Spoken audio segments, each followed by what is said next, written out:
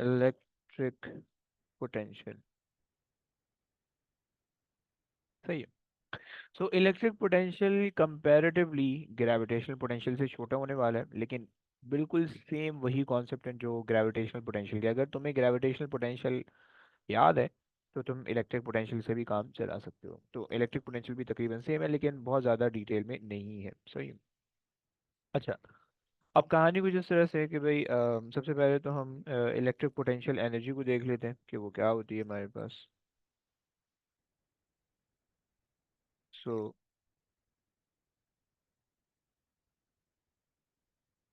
Electric potential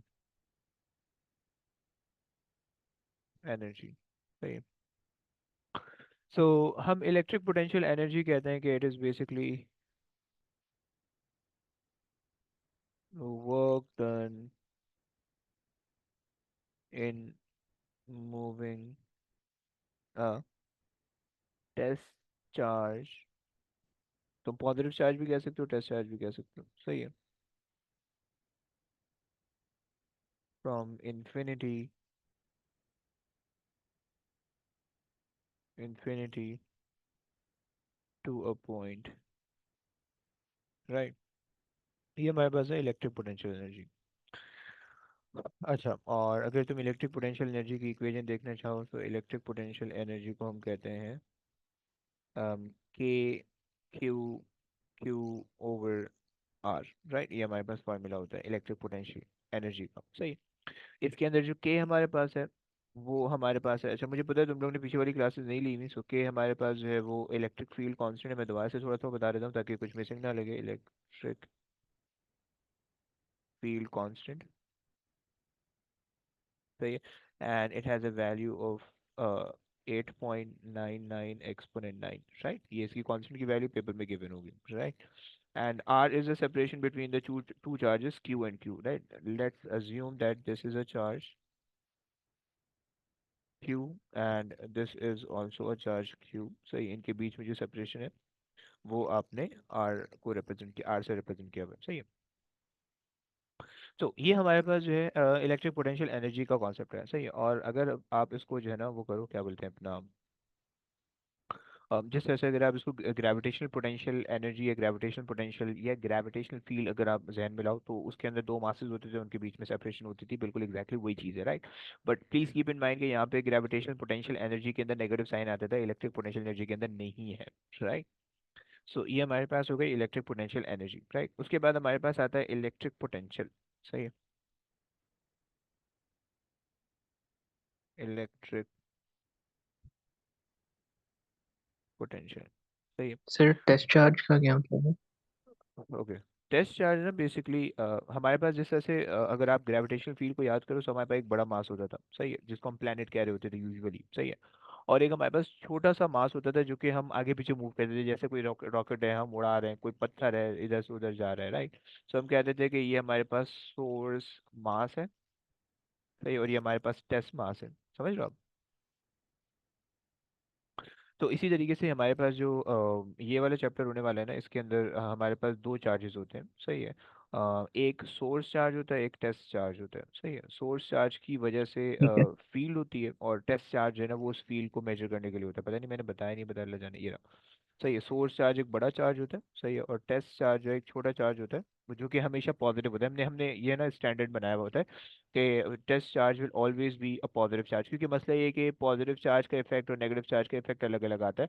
तो इस वजह से हम जब भी टेस्ट चार्ज कहेंगे तो उससे हमें पता होगा कि test charge will always be a positive charge, और it has a value of 1.6 exponent negative 19। सही है। ये हमारे पास टेस्ट चार्ज होता है। सही है। जो कि हम इलेक्ट्रॉन जो कि हम रखते हैं और हम उसको मूव कर रहे होते हैं। राइट। लेकिन सिलेबस के अंदर पेपर के अंदर अगर क्वेश्चन दिया हुआ हो उसके अंदर जो है ना उसने कोई चार्ज दिया हो तो वो बताएगा कि टेस्ट चार्ज है, ये क्या चीज़ है, उसकी वैल्यू बताएगा। Right. You are not allowed to assume that as a test charge और कंसिडर द वैल्यू। राइट, वो क्वेश्चन के अंदर एक्सप्लेन करेगा। Clear?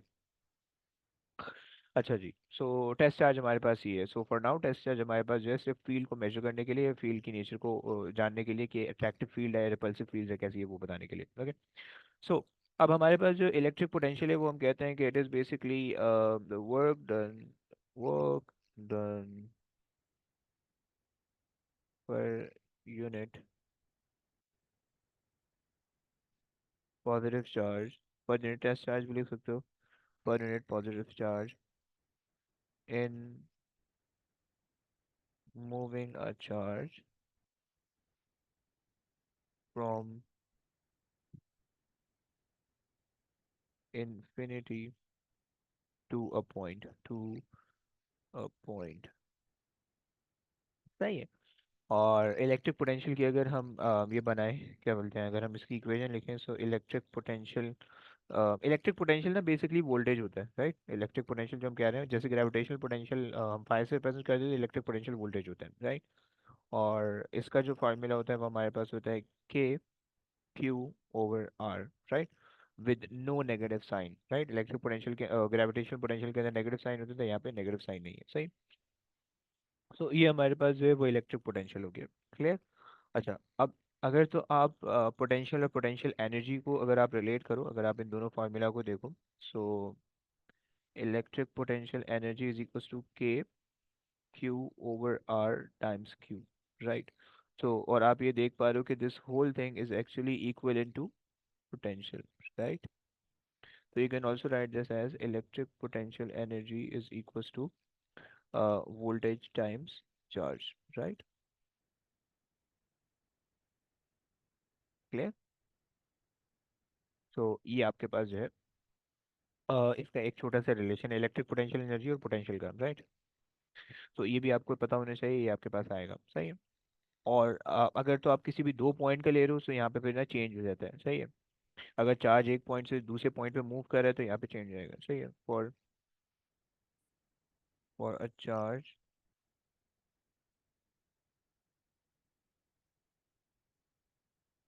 Moving from one point to another, सही है। तो रिलेशन आपके पास आ जाएगा electric potential energy is equals to change in potential times charge, right. Change in potential का मतलब है वन पॉइंट से वन पॉइंट पे निकालोगे, फिर अदर पॉइंट पे निकालोगे, दोनों के पोटेंशियल को माइनस करोगे, क्या होगा, मैं अभी अभी क्वेश्चन कराने लगा हूँ, समझ में आ जाएगा, सही। और please keep in mind this electric potential energy can also be referred as the work done, सही है, द वर्क डन, सही है, इन इलेक्ट्रिक फील्ड और just the work done, right. So this is also represent as or named as a work done, सही। तो ये आपके पास हो गया इलेक्ट्रिक पोटेंशियल एनर्जी और इलेक्ट्रिक पोटेंशियल, इनका रिलेशन मैंने आपको बता दिया, सही है। अच्छा, अब इसके बाद जो है अगर हम इसके कुछ ग्राफ को देखें, इलेक्ट्रिक पोटेंशियल का ग्राफ आता है विद रिस्पेक्ट टू डिस्टेंस, एक चार्ज का, दो चार्ज का, और सेम चार्ज का अपोजिट चार्ज का, सही है। सो ये तीन ग्राफ बनते हैं। सो अगर मेरे पास है let's say scale, okay, so let's say if I have a charge, सही है, कॉन्सेप्ट बिल्कुल वही है, जो चीज़ ग्रेविटेशनल पोटेंशियल के अंदर पढ़ के आ रहे हो वही चीज़ जो है वो इलेक्ट्रिक पोटेंशियल के अंदर भी है, सही। सो अब लेट्स से कि भाई हमारे पास अम, एक चार्ज है, सही है। और अबे यार, सही, मैं इसको बिल्कुल सेंटर में रख रहा हूँ, मुझे सही। ये चार्ज मैं इसके रिस्पेक्ट से ग्राफ बना रहा हूँ, सही। सो अब ये हमारे पास चार्ज है, सही है, पॉजिटिव चार्ज है, लेट्स से ये कोई भी चार्ज तुम ले लो। सो अब क्या होगा कि फील्ड लाइन जो है ना वो इससे बाहर निकल रही होंगी, राइट। तो मैं ओ लेवल्स का जो बिल्कुल बेसिक सा कॉन्सेप्ट था वो तुम्हें पता होना चाहिए, मैंने यहाँ पे फील्ड लाइन बनाई हुई भी है, सही है, कि अगर पॉजिटिव चार्ज होगा तो फील्ड लाइन ओरिजिनेट हो रही होंगी, सही। सो अब यहाँ पे अगर हमारे पास फील्ड लाइन बाहर निकली है, अच्छा, एक्सेस अगर तुम मार्क करना चाहो, सो दिस इज पोटेंशियल, सही है, विद इन वोल्ट्स, सही है, and this is volt, this is distance, सही है, इन मीटर सेंटीमीटर और माइक्रोमीटर जो भी आप ले लो, सही है। अच्छा अगर आप फॉर्मूला देखो, सो फॉर्मूला आपके पास है v इज इक्वल टू के Q over are, right. So अगर आप देखना चाहो, so v1 r1 is equal to v2 r2, right. So ये आपके पास फॉर्मूला बन रहा है because k and q are constant in a particular scenario, right. So ये हमारे पास हो गई, लेकिन ये कब कब के लिए होगा, आउटसाइड दिस के लिए, आउटसाइड द स्फीयर। सही है। अच्छा। अच्छा, इनसाइड द स्फीयर क्या होगा? इलेक्ट्रिक पोटेंशियल हमेशा कांस्टेंट रहेगा, राइट? सो इलेक्ट्रिक पोटेंशियल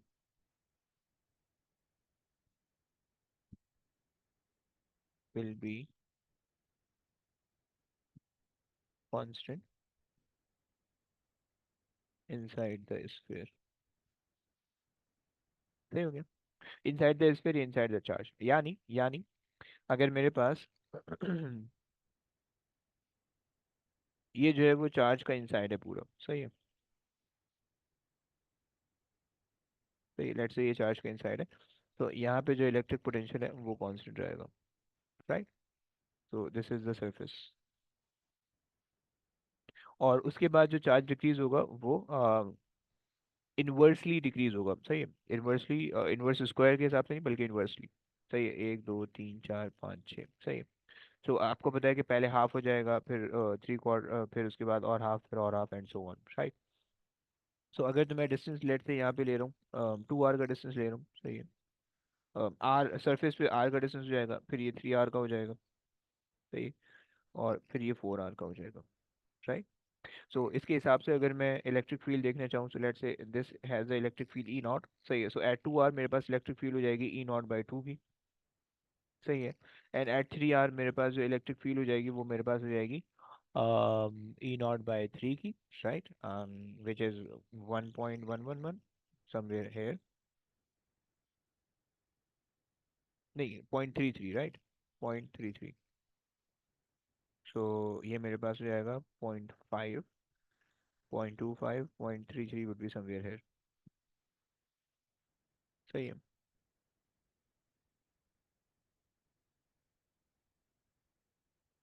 सही है। एंड ओवर 4 अगर मैं करूँगा तो 0.25 हो जाएगा, तो यहाँ पे आ जाएगा E0/4, सही है। So that would be somewhere here, सही। सो जो ग्राफ बनेगा, the graph will looks like this, right? So ये, और ये आपको ग्राफ बनाने के लिए भी आएगा, सही है। सो ये आपको शेप पता होना चाहिए कि किस तरह से बन रहा है। सो ओके, चलो, ये हो गया।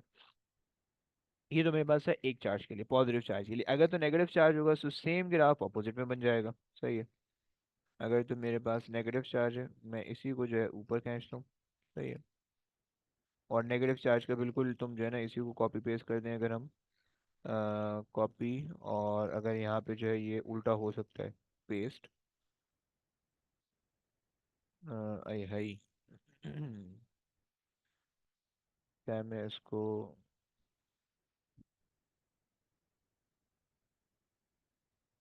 यार ये हो ही नहीं रहा। ओके, बना लेते हैं। सो बेसिकली ये जो है ना, लेट से यहाँ पे कहीं पे होगा, सही है। हम्म,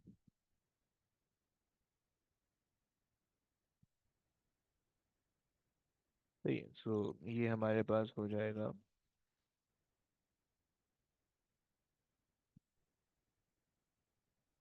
सही है। Inside the field 1 2 3 4 5 6,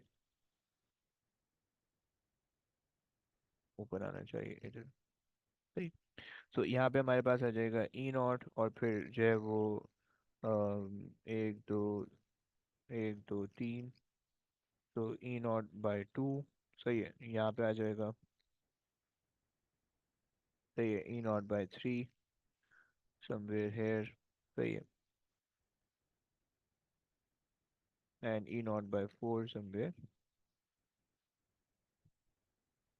hair, right? तो ये आपके पास जो है वो ग्राफ बन जाएगा। ओके। सो थोड़ा सा ही नीचे जाना चाहिए,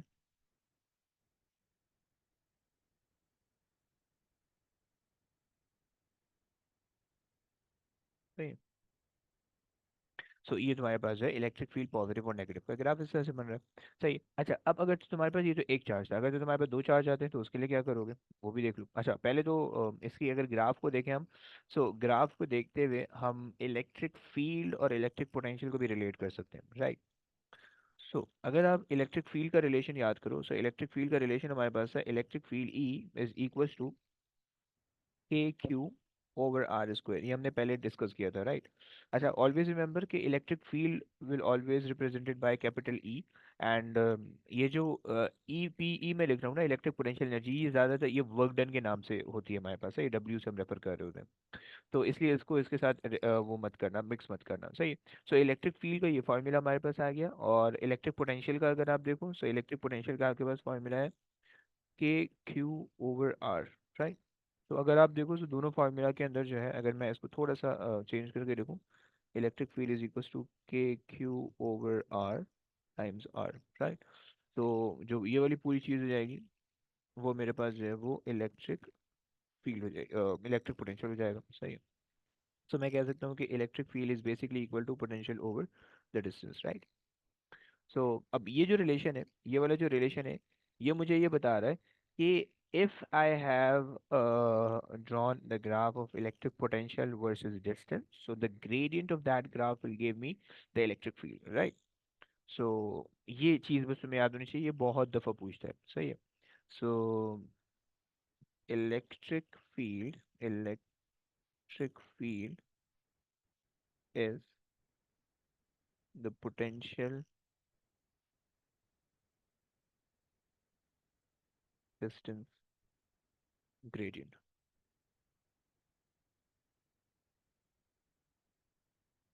या पोटेंशियल ग्रेडियंट भी तुम कह सकते हो, सही है। ये देखो, ये रिलेशन है, सही है, ये रिलेशन है। यानी electric field is basically the gradient of the potential distance graph, right, ये आपके पास है।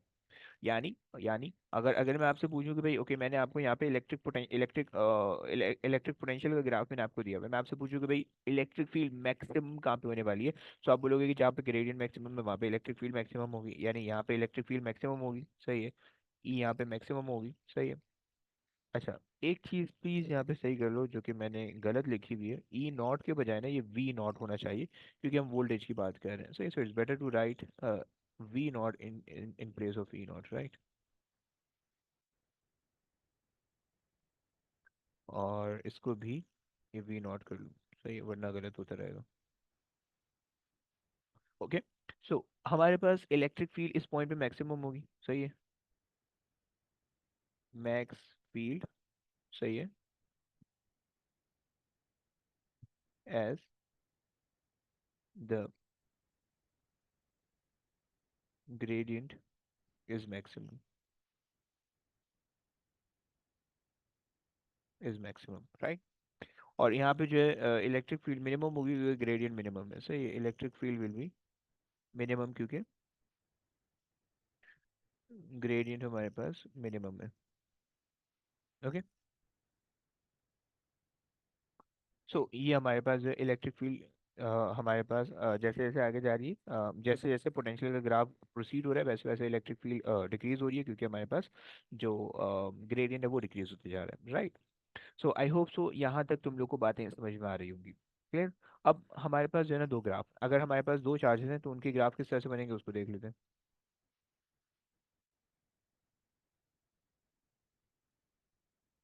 सही, तो अब देखो, इनके जो ग्राफ होते हैं ना वो थोड़े गंदे गंदे होते हैं, सही है। तो अगर तुम इनके ग्राफ थोड़ा सा समझ लोगे तो तुम्हारी ज़िंदगी आसान हो जाएगी, अदरवाइज जो है वो फिर तुम्हें थोड़े मसले मसाइल होंगे। सो लेट्स से कि भाई हमारे पास एक चार्ज है यहाँ पे, सही है, मैं यहाँ पे भी ना एक और एक्सिस बना देता हूँ, सिर्फ रेफरेंस के लिए बना रहा हूँ, सही है।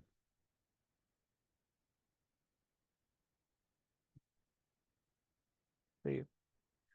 और एक चार्ज है वो यहाँ पे, अबे यार क्या आप कर रहे हो, तो एक चार्ज है यहाँ पे, सही है। So if we consider both as positive charge, positive charges, so you can see the formula that electric potential is actually k q over r. अच्छा, please keep in mind that electric potential is a scalar quantity, right? Scalar quantity.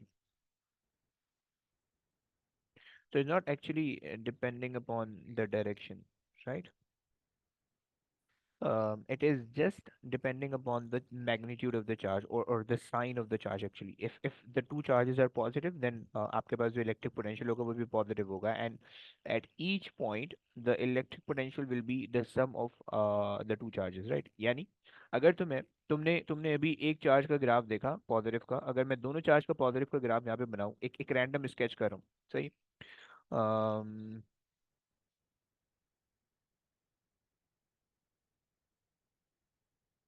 सही है। So electric potential, सही है, potential यहाँ पे भी है इन volts, सही है, ये डिस्टेंस है। इन मीटर ले लो, सेंटीमीटर मीटर नहीं होता, माइक्रोमीटर ले लेते हैं, माइक्रोमीटर, सही। और यहाँ पे भी हमारे पास वोल्ट्स के अंदर है, सही है। अच्छा, सो अब इसका जो ग्राफ बनेगा वो इसका ग्राफ बनेगा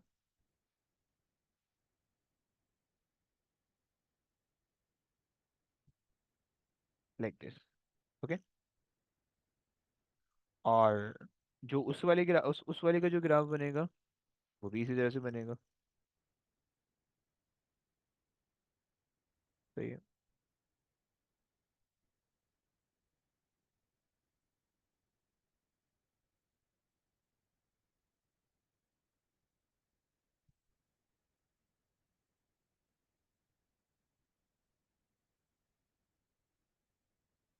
लाइक दिस, ओके। ये तो हमारे पास दोनों के ग्राफ बन रहे हैं, सही है। सो अगर तो तुमने इनका रिजल्टेंट ड्रॉ करना है, सो इनका जो रिजल्टेंट होने वाला है वो इन दोनों के समीशन के बराबर होगा, ओके। सो क्या कहोगे तुम कि the resultant potential will be the resultant potential at any position, position refers the distance, right? At any distance is actually, हाँ मुसीबत है यार। So the resultant potential at any position is the sum of the potential at that point। यानी कहने का मकसद ये कि if let's say you are working here, सही है, so you will consider the potential at this point, let's say V1, and V1 corresponding to the charge 1, and you add the potential of V2 corresponding to the charge 2, या VAB कह लो, सही है। सो V resultant हमारे पास, या V total हमारे पास आ जाएगा, V total हमारे पास आ जाएगा V1 प्लस V2 के बराबर, right? So at any point in between the two charges, जो भी आपके पास पोटेंशियल होगा, रिजल्टेंट पोटेंशियल या टोटल पोटेंशियल, वो आपके पास 1 + 2 के पोटेंशियल को ऐड करोगे तो आएगा, राइट? एंड ये जो पॉइंट है, ये पॉइंट आपके पास मिनिमम पोटेंशियल का है, मिनिमम पोटेंशियल, राइट?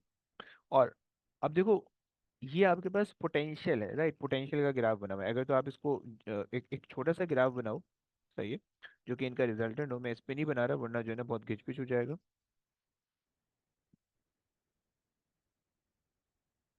और यहाँ पे अगर हम बनाए तो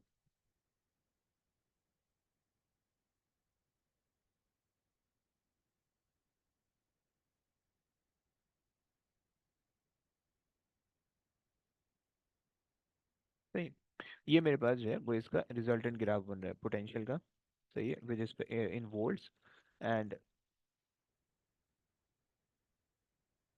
ये हमारे पास है आर, और ये मेरे पास है इस दूसरे पहले वाले चार्ज का इस R, right? Distance, okay. So अब जो ऊपर वाला जो ग्राफ बनाया था वो मैंने दो चार्जेस के इंडिविजुअल ग्राफ बनाए थे, सही है। और जो नीचे वाला ग्राफ है ये इनका जो है ना ओवरऑल ग्राफ है, सही है। मतलब जो ऊपर वाला ग्राफ है उसमें V1 V2 अलग अलग तुम्हें दिख रहा है, V टोटल नहीं दिख रहा। और यहाँ पे तुम्हारे पास जो ग्राफ है, this is the graph of V total, right. This is the graph of V total, सही है, of the two charges. Okay. So अब तुम्हें ये पता होना चाहिए कि इलेक्ट्रिक पोटेंशियल जो है वो मिनिमम से मैक्सिमम हो रहा है, right.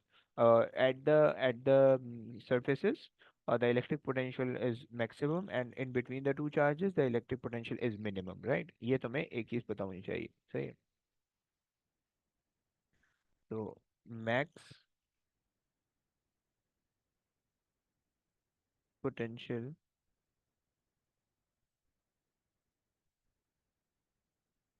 potential is maximum at both surface, सही है। And potential is minimum in between, okay. ये आपके पास हो गई, ये आपको दिख रहा है। अच्छा, अगर तू इसके कॉरस्पॉन्डिंग फील्ड को, फोर्स को या एक्सेलरेशन को, तीनों को, सही है, आपको वोल्टेज का ग्राफ दिया हुआ है, सही है, या आपको इलेक्ट्रिक फील्ड का ग्राफ दिया हुआ है, और उसके कॉरस्पॉन्डिंग फील्ड को, फोर्स को या एक्सेलरेशन को, क्योंकि देखो इलेक्ट्रिक फील्ड का फॉर्मूला होता है, इलेक्ट्रिक फील्ड का फॉर्मूला होता है F/Q। एक फार्मूला ये था F/Q, और एक फार्मूला था वोल्टेज ओवर डिस्टेंस। ये दो फार्मूले होते हैं इलेक्ट्रिक फील्ड के, राइट। तो अगर इस फार्मूले के रू से देखो तो electric field is actually directly proportional to force, right. And force तुम्हें पता है ma होता है, रिजल्टेंट फोर्स ma, सही है। So electric field is also directly proportional to acceleration, right. So whatever the explanation for the electric field will also work for the force and for the acceleration too, right? So अब आप जो है, अगर तो आपको electric potential का graph दिया हुआ है या आपको इलेक्ट्रिक फील्ड का ग्राफ दिया हुआ है, दोनों को देखते हुए अगर तो आपको इलेक्ट्रिक पोटेंशियल का ग्राफ दिया हुआ है तो ग्रेडियंट से रिलेट करोगे, अगर फील्ड का ग्राफ दिया हुआ है तो डायरेक्टली आप कह सकते हो, राइट। तो इसकी जो फील्ड का इसकी जो फील्ड के लिए जो आप कहोगे वो आप कहोगे field will B maximum at the surface, सही है। और फिर field decreases to zero in between the two charges, and field field will increase in the opposite direction, in the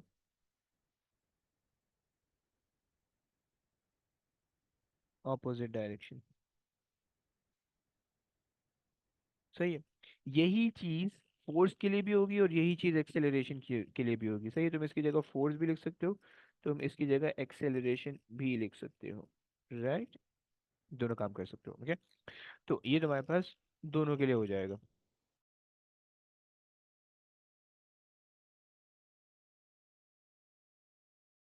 अच्छा जनाब, चलो आगे चलते हैं।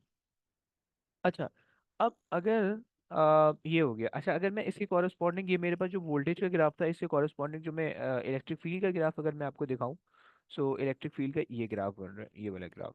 ये जो आप देख पा रहे हो ना पर्पल वाला ग्राफ, ये इलेक्ट्रिक फील्ड का ग्राफ है। मैं नीचे बना देता हूँ थोड़ा सा ताकि तुम लोग को याद हो जाए, सही है। सो इसके कॉरस्पॉन्डिंग मतलब इलेक्ट्रिक फील्ड का अगर इस तरह, इलेक्ट्रिक पोटेंशियल का अगर इस तरह का ग्राफ देखेगा जो ग्रीन वाला है, तो उसी के कॉरस्पॉन्डिंग जो इलेक्ट्रिक फील्ड का या फोर्स का या एक्सेलरेशन का ग्राफ होगा वो इस तरह से दिखेगा,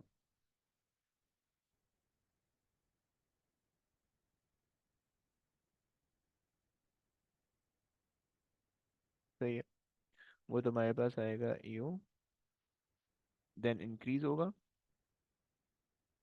देन जीरो हो जाएगा, ऑपोजिट डायरेक्शन में इंक्रीज होगा, एंड देन ये हो जाएगा, सही है। अच्छा, प्लीज कीप इन माइंड कि इलेक्ट्रिक फील्ड जो है ना वो इनसाइड द चार्ज वो जीरो होती है, राइट। तो इस वजह से इनिशियली जो है वो जीरो तुम्हें दिख रहा है, क्लियर। सो ये इलेक्ट्रिक फील्ड है with respect to distance, with respect to distance, okay. So ये आपस में एक दूसरे से इंटर, ये बेसिकली इन दोनों की इंटर कन्वर्जन मैंने बनाई हुई है, सही है। तुम इसको इंटर कन्वर्जन कह सकते हो, इंटर कन्वर्जन। ओके। सो ये एक दूसरे की इंटर कन्वर्जन है, सही। अगर इलेक्ट्रिक पोटेंशियल है तो उसका फील्ड का ग्राफ इस तरह से बनेगा, फील्ड है तो उसका कॉरस्पॉन्डिंग इलेक्ट्रिक पोटेंशियल का ग्राफ इस तरह से बनेगा, और ये पेपर में पूछ भी सकते हैं तुमसे, सही। हमने ये बात कर ली। अच्छा, अब इसके बाद जो है थोड़ा सा आगे अगर हम चलें, अगर तो हमारे पास पॉजिटिव का जो ग्राफ था वो हमने देख लिया, अगर नेगेटिव का ग्राफ हम देखना चाहें सो उसके अंदर हमारे पास इसी चीज़ को कॉपी करते हैं।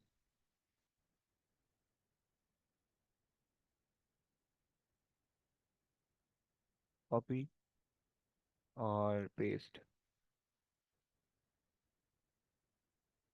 अच्छा, तुम लोग इतने सुन सपाटे में बैठे हो, सो तो नहीं रहे हो तुम लोग? मुझे बताना, जिंदा हो? नहीं सर, मैं लेक्चर ले रहा हूँ। है बस वो पिछले वाले लूंगा तो इसकी ज्यादा अच्छी समझ आएगी। है ना, अभी ऊपर से जा रही है ना। खैर हो गई, अभी जो है ना पहले बैठ के वो करना प्लीज। हाँ जी, हाँ जी। सही है। अच्छा जी, आ जाओ। अब हमारे पास अगर एक पॉजिटिव चार्ज है और एक नेगेटिव चार्ज है तो उसके लिए हमारे पास क्या होगा कि जो उसका ग्राफ बनेगा इलेक्ट्रिक फील्ड का, वो हमारे पास ये पॉजिटिव होगा, and then it goes to zero all the way. ये चलो मैं रिजल्टेंट बना लेता हूँ। वो आपको इस तरह से दिखेगा, सही है। पॉजिटिव का ग्राफ है, और नेगेटिव का जो ग्राफ होगा, वो जो चार्ज नेगेटिव में है वो ऑब्वियस सी बात है उसका ग्राफ नेगेटिव में बनेगा, सही है। उसका ग्राफ इस तरह से बन जाएगा।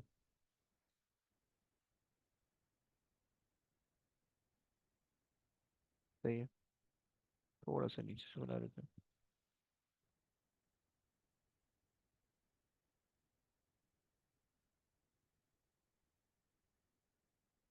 सही। ये तुम्हारे पास जो है पॉजिटिव और नेगेटिव का ग्राफ बन गया सेपरेट ग्राफ। अगर तुम्हें सो ये हमारे पास जो है इंडिविजुअल ग्राफ बने, राइट। अगर तो हम इनका रिजल्टेंट ग्राफ बनाना है सो ऑब्वियस सी बात है, अब यहाँ पे जो इलेक्ट्रिक पोटेंशियल होगा, टोटल इलेक्ट्रिक पोटेंशियल, वो इन दोनों के इलेक्ट्रिक पोटेंशियल का समेशन होगा, लेकिन चूंकि चार्ज एक नेगेटिव आ रहा है तो इस वजह से दोनों का सब्ट्रैक्शन की वजह से आ रहा होगा, राइट। यानी आप ये कह सकते हो कि total potential at any position will be the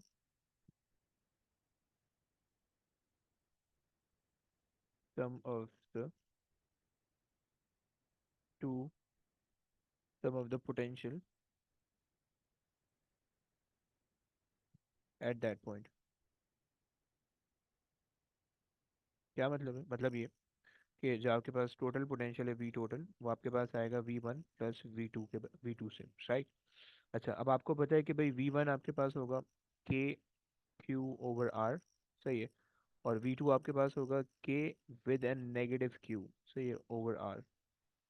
ultimately जो आपके पास ये जो बन रहा होगा, ये बेसिकली बन रहा होगा V total is equal to V1 minus V2, right. तो इससे हम जो है ना इसको सॉल्व करेंगे। ओके। और अगर हम इसको इसका ग्राफ बनाए तो इसका जो ग्राफ आपके पास आ रहा होगा वो it will start somewhere here, और जो है ना ये इस तरह से आगे चलेगा। मैं इससे बना देता हूँ।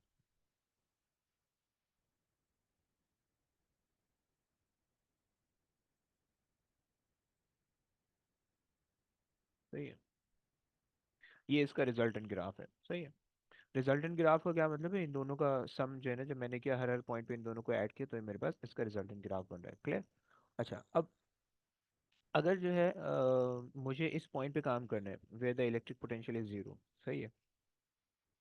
तो पॉइंट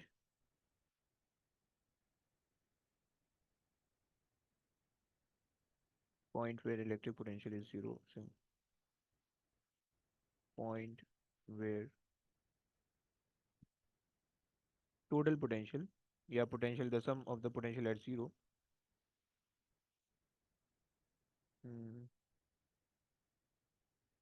टोटल पोटेंशियल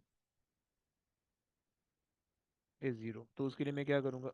मैंने कहा कि भाई V total is equal to V1 plus V2, right. And since we have a negative charge so हम यहाँ पे जो है नेगेटिव अंदर लिख देते हैं V2 with negative sign, right. तो ये मैं इसलिए इसको इस तरह से इसलिए लिख रहा हूँ क्योंकि जो प्लस साइन बाहर आ रहा है वो आपको ये बता रहा है कि since potential is a scalar quantity and in case of scalar we only add the two scalars or more than two scalars, right? But if any scalar contain a negative sign, so वो उसका अपना मसला होता है, तो उसकी वजह से उसके अंदर नेगेटिव साइन आता है, राइट। तो कॉन्सेप्ट क्लियर करने के लिए सही। अब आपको पता है कि टोटल पोटेंशियल जीरो है, आपने यहाँ पे जीरो प्लेस किया, आपने कहा कि V1 plus V1 with negative sign there now V2, सही। और अगर आपने कहा कि भाई V1 is equal to V2 at that point, right. So अगर आप इसको थोड़ा सा एक्सपेंड करने चाहो, सो के Q1 इज ओवर, अच्छा मैं यहाँ पे थोड़ी सी डिस्टेंसेस मार्क कर देता हूँ। Let's say this charge is Q1 and this charge is Q2, okay. And let's say this distance from this point till this point is let's say x, say, and the total distance between the 2 point and the total or the total separation is actually, let's say, L, okay। So अगर तुम इनको वो करो, so ये यहाँ तो हमारे पास हो जाएगा x, सही है। एंड यहाँ पे आ जाएगा k Q2 over L minus x, right. k से k कैंसिल कर दो, Q1 over Q2 is equals to x over L minus x. This is the ratio between the two charges. In some of the scenario वो आपसे calculate भी करवा लेता है, right. तो ये हमने काम करना है। अच्छा, तो ये हमने आज की क्लास में जो है ना इसके ग्राफ वगैरह देखे, और ग्राफ से हमने रिलेटेड कुछ चीज़ें भी देख ली। यहाँ पे तुम्हें पता होना चाहिए। अच्छा, ये जो मैंने ग्राफ बनाया है, इस ग्राफ के कॉरस्पॉन्डिंग, यानी ये जो अगर मैं इसका सिंप्लीफाइड वर्जन बनाऊँ, सही है, सॉरी यहाँ पे बनेगा, इस ग्राफ का मैं सिंप्लीफाइड वर्जन अगर मैं बनाऊँ तो ये इस तरह से बनेगा,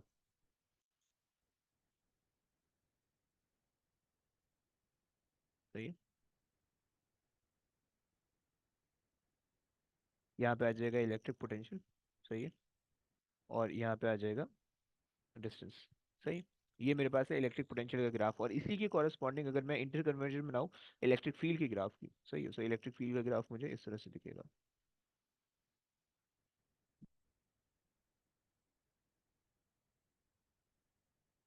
सो चूंकि इलेक्ट्रिक फील्ड जो है वो जीरो होती है इनसाइड द प्लेनेट या inside the sphere, and it will go maximum at the surface and it will decreases minimum, right, and then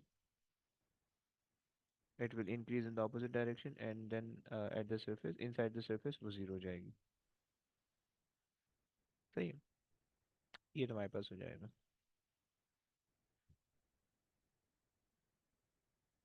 सही। थोड़ा सा,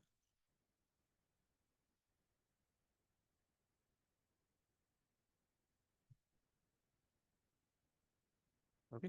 ये मेरे पास हो गया इलेक्ट्रिक फील्ड का ग्राफ, राइट। सो ये इंटर कन्वर्जन हो गई, ये डिस्टेंस आ गया, okay. So these two graph are the inter conversion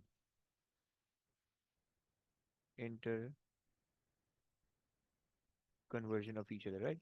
so now you can see that, अच्छा बेसिकली अगर आप देखो, सो इलेक्ट्रिक, ये अगर आपके पास एक पॉजिटिव चार्ज है और ये आपके पास एक नेगेटिव चार्ज है, this is the negative charge, right? So electric field will be from positive charge toward the negative charge like this, सही है। And electric field is not zero at any point in between the two charges, so that is why the electric field graph looks like this. It is not touching the zero line, right? And तुम यहाँ से इसको further भी बना सकते हो,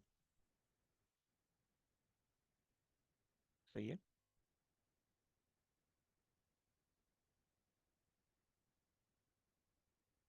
originate होगी and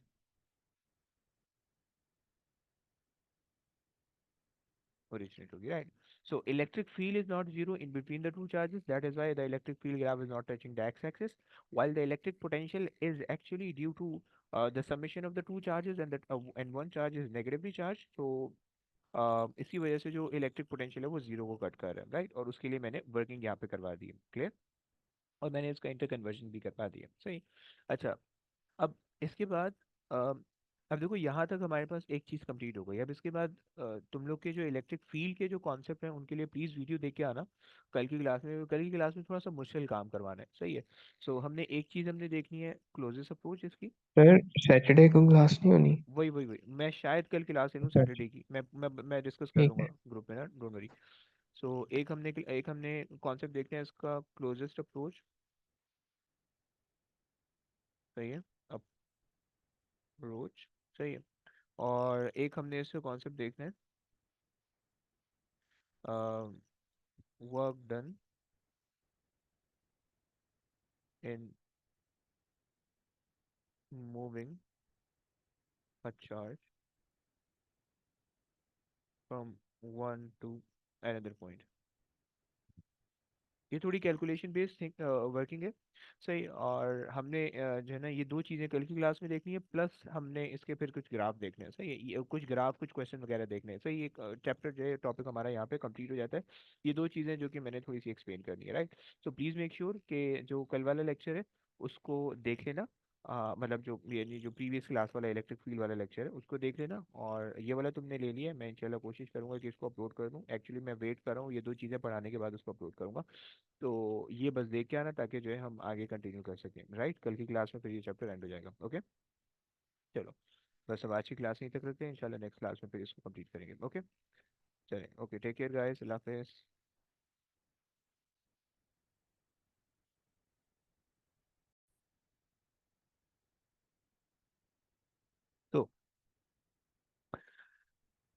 तो पहली चीज़ हमारे पास है क्लोजेस्ट अप्रोच। क्लोजेस्ट अप्रोच, अब ये दो जो चीज़ है ना, ये दो चीज़ों के क्वेश्चन पेपर में अक्सर आए हुए हैं, राइट।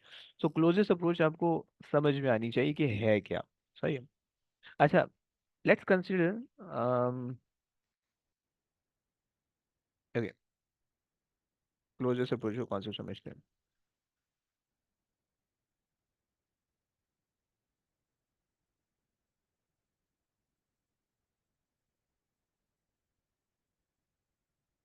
सही। So let's say I have a nucleus, a bigger nucleus, कोई कोई गोल्ड न्यूक्लियस ले लो, कुछ भी ले लो, सही है। हमारे पास एक बड़ा सा न्यूक्लियस है, राइट। और मैंने जो है ना इस पे कोई एक छोटा सा पार्टिकल, इलेक्ट्रॉन ले लो, अल्फा पार्टिकल ले लो, कोई भी एक हमने फायर किया, राइट। लेट्स से हम अल्फा पार्टिकल ले लेते हैं, सही है। So alpha particle is 4 and 2, right. And अगर अगर हम इसको ले लें गोल्ड न्यूक्लियस, तो गोल्ड न्यूक्लियस की मुझे कॉन्फ़िगरेशन बताओगे? 79 होती है। 79 प्रोटॉन नंबर होता है, ऐसे ही होता है, कोई बताएगा? किसी को याद है? अल्केमिस्ट बैठा है कोई? 79 and, yes, anybody anybody? Sir मैं गूगल कर लेता है, अबे केमिस्ट्री पढ़ लो तुम लोग, शर्म आनी चाहिए बे।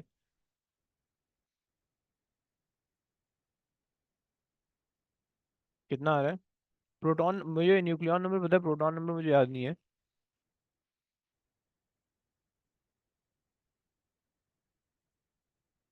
सर 79। प्रोटॉन नंबर 79 है। जी सर। और वो क्या बोलते हैं? 149। 149 है। 149, ओके, उल्टा हो गया। 149 और 79, ओके। और इसको जो हम रेफर करते हैं वो ए यू से रेफर करते हैं, राइट। ए यू से, फाइन। हम इसको अज्यूम करके काम कर लेते हैं, राइट। अच्छा, सीन ये कि अब मेरे पास, मैंने लेट से एक अल्फा पार्टिकल को फायर किया, सही है, इसकी तरफ। गोल्ड न्यूक्लियस से अल्फा अल्फा पार्टिकल को फायर किया। सो अल्फा पार्टिकल का जो पाथ होगा वो यहाँ तक अल्फा पार्टिकल आएगा, सही है। फिर 157 है इसका मास नंबर। कितना? 147? 197। 47, ओके। 97 है, 197। 97, okay, sorry sorry sorry, 197, fine. So अब जब मैंने इसको फायर किया, सही है, तो अल्फा पार्टिकल जो है वो ट्रेवल करेगा और लेट से यहाँ तक आ जाएगा, सही। अब आपको पता है कि alpha particle is positively charge containing 2 proton, and जो गोल्ड न्यूक्लियस है उसके अंदर जो है 79 प्रोटॉन है, तो ऑब्वियसली बात है करीब आ जाएगा, फिर उसके बाद इलेक्ट्रोस्टैटिक फोर्स रिपेल करेंगे, राइट, तो वो आपसे दूर चले जाएगा, राइट। सो जब इस पॉइंट पे आएगा, let's say this is the closest point that alpha particle can ever approach, तो यहाँ से यहाँ तक का जो डिस्टेंस होगा वो क्या होगा, राइट। ये वाला जो डिस्टेंस है, this is what we call the closest approach, right. Closest approach, आप लोग समझ पा रहे हो? कॉन्सेप्ट समझ पा रहे हो? यस अब्दुल्ला इब्राहिम, कौन से समझ पा रहे हो? क्लोजेस्ट अप्रोच मैं किसको कह रहा हूँ? यस कुछ तो बोल दो यार, हाँ ना तो बोल दो ताकि मैं आगे चल सकूँ। जी सर आ रहा ओके। अच्छा अब यहाँ से जो है ना, अब ऑब्वियसली बात है जब आप इसको फायर करोगे तो इसकी कोई ना कोई काइनेटिक एनर्जी होगी, राइट? इनिशियली इसकी कोई ना कोई काइनेटिक एनर्जी होगी। जब वो क्लोजेस्ट पहुंच जाएगा तो क्या होगा, रिपल्जन की वजह से उसकी सारी की सारी रिपल्जन जो है, क्योंकि यहाँ पे जो गोल्ड न्यूक्लियस है वो एक्चुअली अल्फा पार्टिकल को रिपेल कर रहा होगा। सो रिपल्जन की वजह से उसकी काइनेटिक एनर्जी सारी की सारी किसमें कन्वर्ट हो रही होगी, इलेक्ट्रिक पोटेंशियल एनर्जी में, राइट? तो जो सिंपल सा कॉन्सेप्ट है वो क्या बनेगा कि जो एनर्जी का कन्वर्जेशन होगा वो क्या होगा कि kinetic energy will convert into electric potential energy, right? As it approaches, right? पहली चीज, यानी as alpha particle approaches, kinetic energy जो है वो इलेक्ट्रिक पोटेंशियल एनर्जी के अंदर कन्वर्ट हो जाएगी, कन्वर्ट होती रहेगी, राइट? एंड क्लोजेस्ट अप्रोच में क्या होगा, at closest approach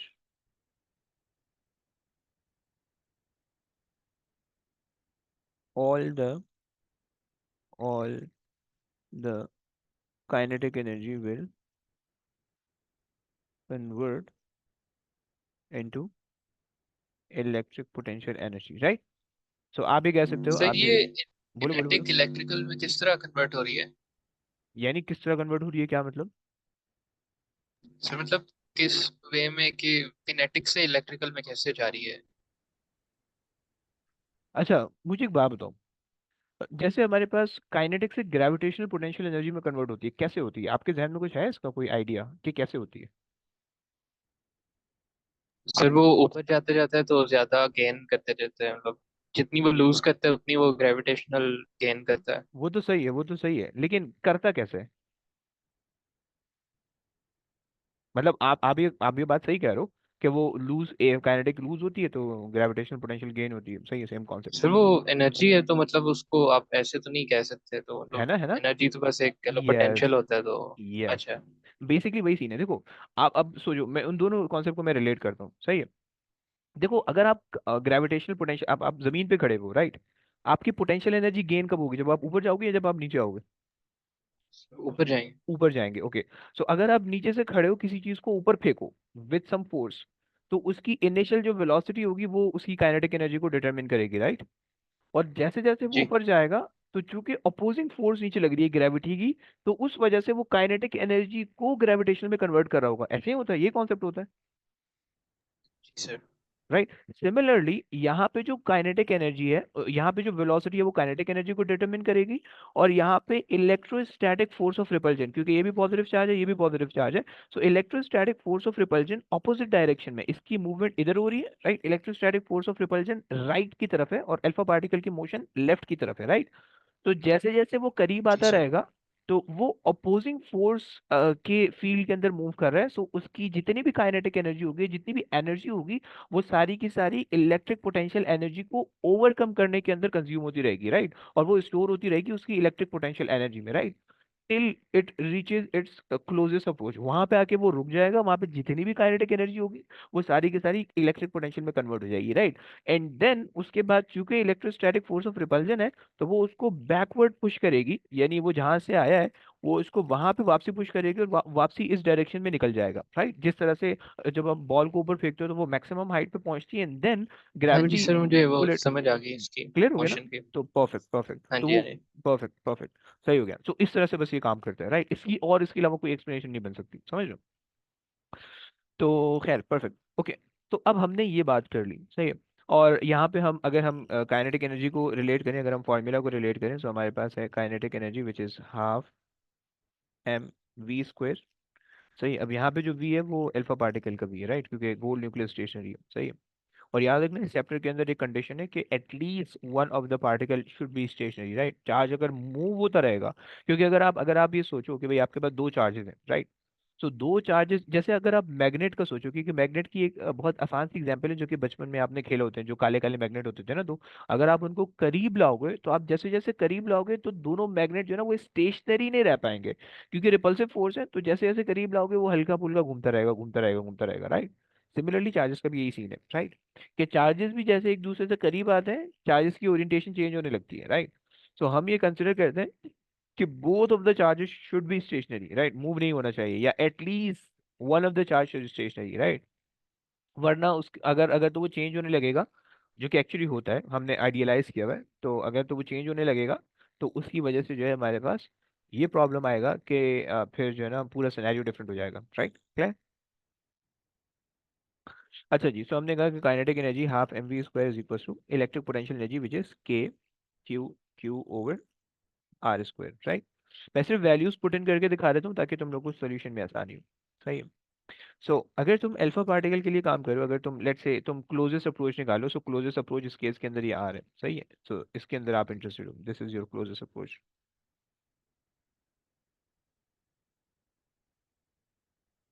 okay.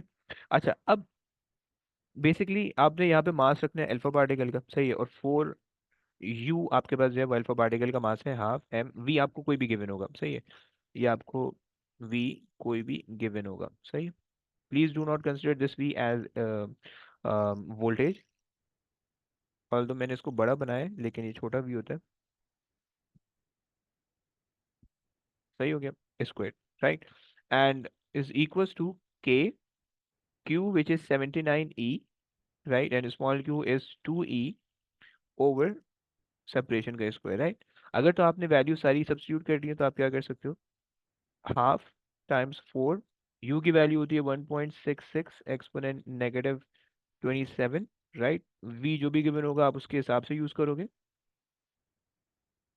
Right, and k की वैल्यू 8.99 एक्सपोनेंट 9, राइट, एंड 79, 79, और e जो है वो 2 दफ़ा आ रहा है, so I can write as E square, क्योंकि मार्किंग की में अक्सर ई स्क्वायर करके लिखा होगा, सो प्लीज कंफ्यूज मत होना, सही है। सो वहाँ पे जो है ना इसको ई स्क्वायर भी क्या कहा हुआ होगा, यानी 1.6 exponent negative 19 times 2 times 1.6 exponent negative 19, इसका ये मतलब है, okay. And we have r square, वो आप उसको सब्जेक्ट बना के फिर सॉल्व कर लोगे, राइट। तो ये आपके पास ये क्लोजेस्ट अप्रोच तुम लोग को समझ में आती है। जी सर, आगे। अच्छा जी, चलो अब बेसिकली हम यहाँ पे तो हमने ये बात कर ली। अब दूसरी चीज हमारे पास ये है कि अच्छा, सम टाइम ना जो काइनेटिक एनर्जी है वो in term of electron volt mega electron volt के अंदर दी हुई होती है। तो यहाँ पे तुम्हें इलेक्ट्रॉन वोल्ट के कन्वर्जन याद होने चाहिए, ऑल्दो एएस के अंदर पढ़ा था, मैं दोबारा से बता देता हूँ, सही है।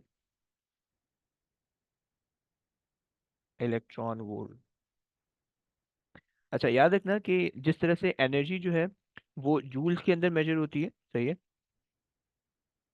एनर्जी का जैसे एक यूनिट है जूल्स, सही है, उसी तरह से एक और यूनिट है इलेक्ट्रॉन वोल्ट, राइट। और जूल जो है वो बड़ी एनर्जी के लिए यूज होता है, बड़े पार्टिकल के लिए, मैक्रोस्कोपिक स्केल पे जब आप काम कर रहे हो, तो कोई गाड़ी है, कोई बंदा मूव कर रहा है, कोई गिर रहा है, कोई भगा रहा है, कोई जा रहा है, सही, उसके लिए आप जूल इस्तेमाल करते हो। For microscopic level like electron proton और पार्टिकल्स, उसके लिए आप इलेक्ट्रॉन वोल्ट इस्तेमाल करते हो, राइट। आपको ये पहले ये चीज पता होनी चाहिए, राइट। तो जितने भी क्वांटम लेवल की फिजिक्स है, सही, मतलब जैसे क्वांटम जो छोटे छोटे पार्टिकल्स की जो फिजिक्स होती है, सही है, रेडियो एक्टिविटी वगैरह है, जो बिल्कुल इलेक्ट्रॉन प्रोटॉन और इस तरह से रिलेटेड है, उन तमाम के अंदर आप जो वो क्या यूज करोगे, इलेक्ट्रॉन वोल्ट का स्केल यूज करते हैं हम एनर्जी के लिए, राइट। और वरना हम जूल्स का स्केल यूज करते हैं जो हमारे माइक्रोस्कोपिक है, सही है। माइक्रोस्कोपिक जो हमारे पास मॉलिक्यूल या माइक्रोस्कोपिक सब्सटेंस है, राइट। अच्छा, इनके बीच में रिलेशन क्या है, मतलब जाहिर बात है, क्योंकि अगर दोनों एनर्जी के यूनिट है तो इनके बीच में कोई रिलेशन भी होना चाहिए, जिस तरह से हमने बिल्कुल शुरू में चैप्टर में पढ़ा था कि अगर हमारे पास जो है वो रेडियन है एक स्केल, और दूसरा स्केल हमारे पास है डिग्रीज का, तो उनके बीच में आपस में रिलेशन था कि 360 डिग्री जो है वो 2 रेडियन के बराबर, 2 पाई के बराबर थी, और 0 डिग्री जो है वो 0 डिग्री के बराबर था, 180 जो है वो पाई रेडियन के बराबर था, राइट। सो सिमिलरली यहाँ पे जो रिलेशन है वो हमारे पास है 1 electron volt, 1 electron volt is basically 1.6 exponent negative 19 joules of energy, right. So this mean joule बड़ा यूनिट है, इलेक्ट्रॉन वोल्ट छोटा यूनिट है, right. And if you have 1 mega electron volt, सही है, सो आप कह दोगे 1.6 exponent -13 joules of, right, of joules of energy, right.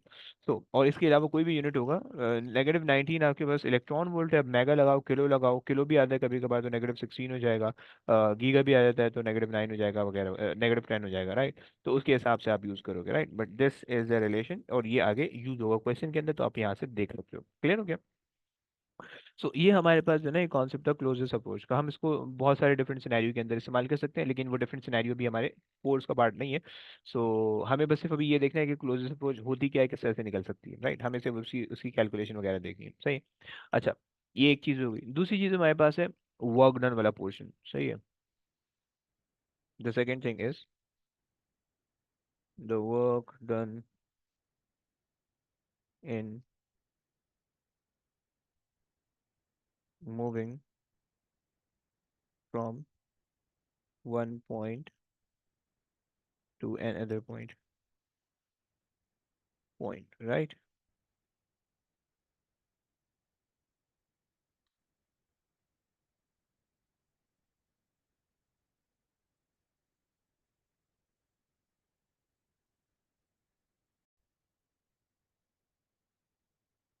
अच्छा, अब इसके अंदर जो है ना, जो work done in moving a charge और test charge from some point to another point, इसका कॉन्सेप्ट ये है, इसका ज़रा कॉन्सेप्ट समझना है। इसके जो है ना कुछ सिनेरियोज भी पेपर में आ जाते हैं आसान मुश्किल से, तो उसको ज़रा समझना।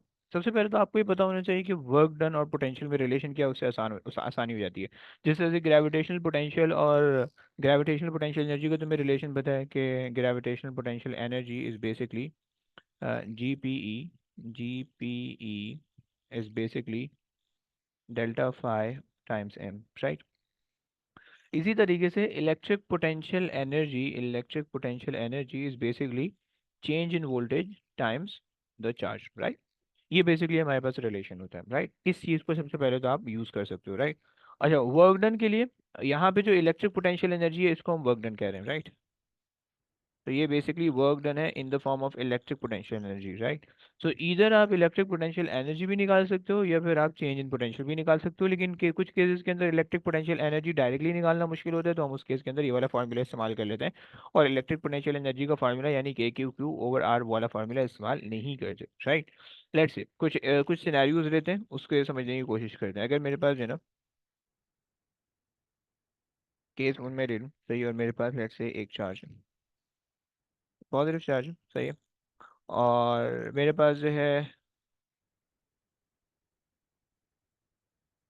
पास एक चार्ज यहाँ पे रखा हुआ है, टेस्ट चार्ज, सही है। मैं इस चार्ज को यहाँ से उठा के इसके सरफेस तक लेके आ रहा हूँ, राइट।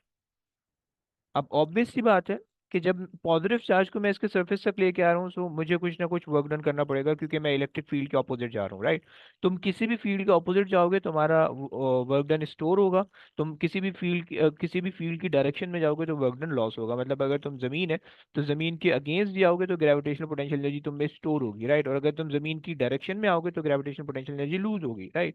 सिमिलरली अगर तुम पॉजिटिव सोर्स चार्ज के करीब लेके आओगे तो इलेक्ट्रिक पोटेंशियल एनर्जी स्टोर होगी, क्योंकि आपको उस पॉजिटिव टेस्ट चार्ज को, ये जो टेस्ट चार्ज है, इस पॉजिटिव टेस्ट चार्ज को इस सोर्स चार्ज की तरफ लाने के लिए कुछ ना कुछ वर्क डन करना पड़ेगा, एक्सटर्नल वर्क डन करना पड़ेगा, right. Like may be you have to apply some sort of force, some sort of velocity, right. तो कुछ ना कुछ आपको करना पड़ेगा कि जिससे वो करीब आ सके, राइट। तो वो जो भी चीज़ होगी, लेकिन जब वो इससे करीब आएगा तो एनर्जी स्टोर होगी। क्लियर? अच्छा जनाब, अब आ जाओ जरा इसको देखते हैं। अब लेट्स से मेरे पास ये पॉइंट ए है, ये पॉइंट बी है, राइट। पॉइंट ए जो है इज एट, लेट्स से के at a distance of capital R, सही है। And point B is a distance of R, right, surface से लेगा। तो अगर तुम इस पे बात करो इलेक्ट्रिक पोटेंशियल एनर्जी की, तो इलेक्ट्रिक पोटेंशियल एनर्जी अब यहाँ पे चेंज निकलेगा। अगर तो तुम पॉइंट ए पे इलेक्ट्रिक पोटेंशियल एनर्जी निकालोगे, क्या करोगे? K Q Q over R at A, which is the capital R, right, capital R, right. So ये इलेक्ट्रिक पोटेंशियल एनर्जी आ गई, राइट, इलेक्ट्रिक पोटेंशियल एनर्जी, और ये तुम्हारे पास ए पे आ गई, राइट। यही काम तुम अगर बी के लिए कर लो, इलेक्ट्रिक पोटेंशियल एनर्जी और k Q Q over small are, right. ये बी के लिए आ गई, सही है। अगर तुम बी से ए से बी मूव कर रहे हो तो फाइनल माइनस इनिशियल कर लो, सही है। So change in electric potential energy या वर्क डन, आप कह लो कि जो वर्क डन आपके पास आया, वर्क डन वो आपके पास आ जाएगा ई पी ई जो कि बी पे आपने निकाली है माइनस ई पी ई जो कि ए पे निकाली है, राइट। अच्छा, अब बेसिकली इलेक्ट्रोस्टैटिक फोर्स जो है वो एक्चुअली मसला पता है क्या है, हम इसके अंदर डायरेक्ट ये वाला फार्मूला एक्चुअली इस्तेमाल नहीं कर सकते, यानी work done force time displacement वाला फार्मूला हम एक्चुअली इस्तेमाल नहीं कर सकते डायरेक्ट, सही है। और उसकी वजह ये है कि तुमने तुमने जो वर्क डन का फॉर्मूला पढ़ा है, तुम ये कह सकते हो बेसिकली कि भाई हमारे पास हमें फोर्स पता है इलेक्ट्रोस्टैटिक फोर्स, और हमें डिस्टेंस पता है, मतलब ये ए से बी तक का डिस्टेंस पता है हमें, R minus R, capital R minus small r. तो हम फोर्स को यानी इलेक्ट्रोस्टैटिक फोर्स विच इज के Q Q over are square times r, अगर हम करें तो के क्यू ओवर आर हमारे पास बच जाएगा, राइट। सो हम एक्चुअली ये वाला फॉर्मूला इस्तेमाल नहीं कर सकते, राइट। उसकी वजह ये है कि हमारे पास जो वर्क डन तुमने देखा था, तुमने बचपन में वर्क डन देखा था, work done is equal to force times displacement, right. ये वाला फॉर्मूला तुमने देखा था। तो इसके अंदर हम ये मानते थे कि this force should be constant, right. ये कांस्टेंट होनी चाहिए, तब ये वाला फॉर्मूला आप अप्लाई कर सकते थे, राइट। लेकिन यहाँ पे ये फोर्स कांस्टेंट नहीं है, फड्डा सारा ये है, तुम क्यू के जैसे करीब आओगे, सोर्स चार्ज के जैसे जैसे करीब आओगे फोर्स स्ट्रांग होती रहेगी क्योंकि फील्ड स्ट्रांग हो रही है, राइट। और फोर्स सोर्स से ऐसे जैसे जैसे दूर जाओगे तो फील्ड वीक हो रही है, तो फोर्स वीक होगी, राइट। तो इस वजह से यहाँ पे हमारे पास जो है वो इस फार्मूला के बजाय, इलेक्ट्रिक पोटेंशियल एनर्जी के बजाय हम फार्मूला लगाते हैं work done equals to change in potential times charge, right. So और अब यहाँ पे जो है ना क्या करोगे आप, पोटेंशियल निकाल लोगे एट ए पे, पोटेंशियल निकाल लोगे एट बी पे, माइनस करोगे तो चेंज इन पोटेंशियल आ जाएगा, right. So change in potential अगर तुमने निकाला, पोटेंशियल एट ए तुम्हारे पास आ जाएगा के क्यू, अब क्यू जाहिर सी बात है सोर्स चार्ज है, over R which is the capital R because you are working at A, right, और you are working for A और at point A, and for point B आपने करना है के Q over small are, right. और ये दो चीज़ें हो गई। अच्छा जी, अब उसके बाद अगर, अच्छा तुमने चेंज इन पोटेंशियल ले लें, तो चेंज इन पोटेंशियल के लिए तुम्हारे पास आ जाएगा V B minus V A, और फिर जो भी चेंज इन पोटेंशियल होगा उसको तुम चार्ज से मल्टीप्लाई करोगे, सो तुम्हारे पास जो है वो इलेक्ट्रिक पोटेंशियल एनर्जी दे देगा तुम्हें, राइट। तो ये तुम्हारे पास पूरी जो चीज़ होगी ये तुम्हें इलेक्ट्रिक पोटेंशियल एनर्जी दे देगा, ई पी ई, या फिर वर्क डन तुम्हें दे देगा, राइट। अच्छा जी, ये तो हमारे पास एक आसान सा सिनेरियो था, सही। अच्छा मुझे बताओ बच्चों, मुझे बताओ कि तुम लोग को ये सिनेरियो समझ में आता है, इसमें कोई मसला तो नहीं है, कॉन्सेप्ट में कोई मसला है इसमें, इस वाले पोर्शन में, इस वाले केस में? Yes anybody?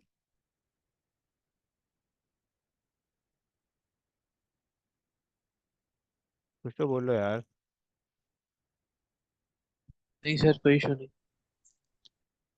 अच्छा जी, केस टू समझ लेते हैं, सही है। केस टू ये है हमारे पास कि हमारे पास दो सोर्स चार्ज है, सही है।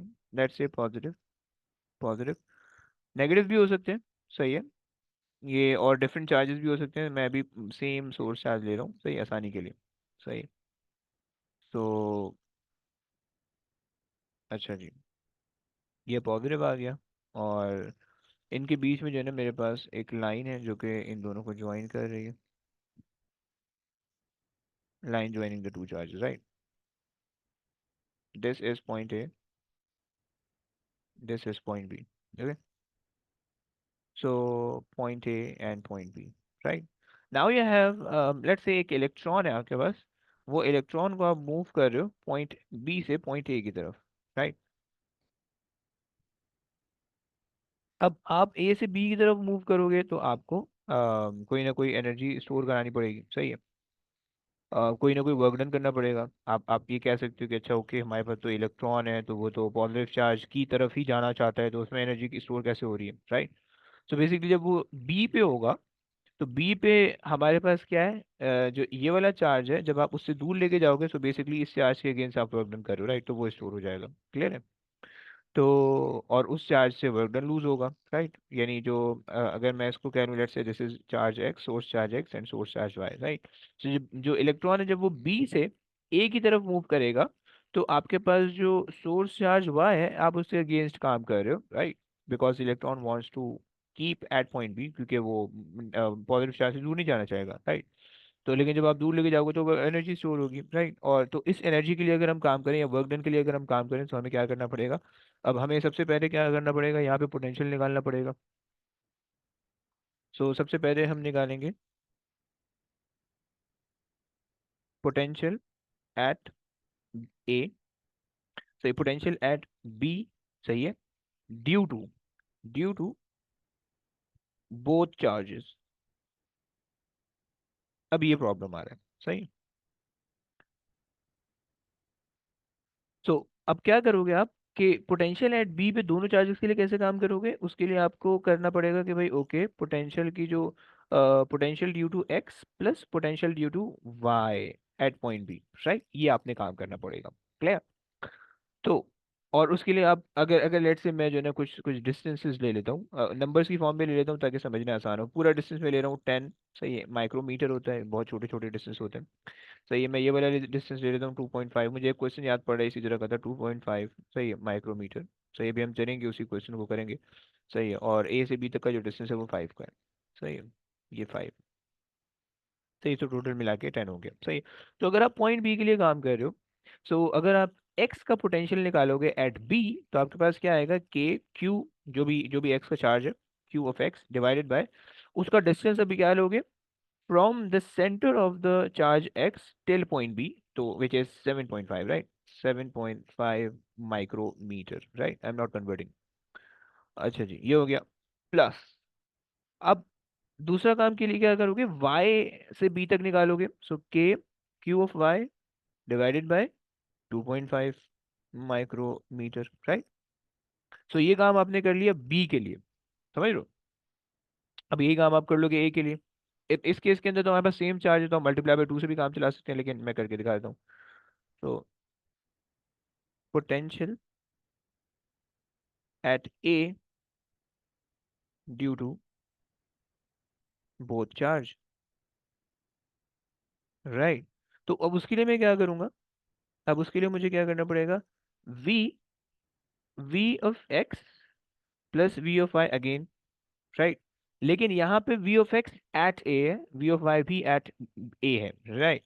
सो अब अगर हम जो है कर लें k q of x over, अब यहाँ पे डिस्टेंस हमें ध्यान से रखना है 2.5 micrometer, plus k q of y and 7.5 micrometer, right, micrometer. Okay, सही है। अब जो भी तुम्हारे पास, अगर तुमने जो है ना पहले वाले पार्ट से निकाला वी बी, सही है, दूसरे वाले पार्ट से निकाला वी ए, सही है। सो चेंज इन पोटेंशियल तुम्हारे पास क्या आ जाएगा, V A minus V B, right, ये चेंज इन पोटेंशियल है। मल्टीप्लाई बाय इलेक्ट्रॉन के चार्ज से तो मल्टीप्लाई कर दोगे, which is 1.6 exponent negative 19, right. So तुम्हारे पास वर्क डन आ जाएगा, राइट।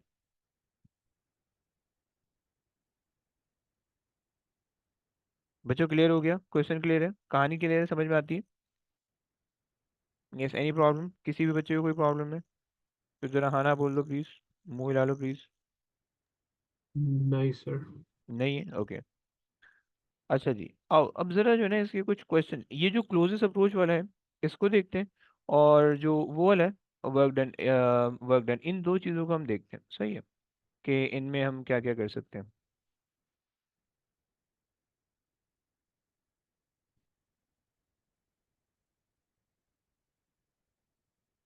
अच्छा जी, एक हमने ये वाला पार्ट वैसे किया था।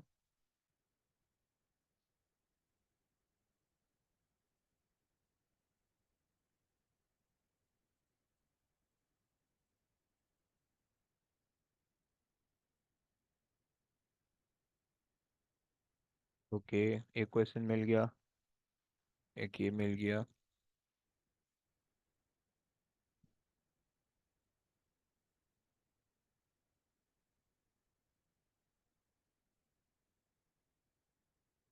2 पॉइंट 3।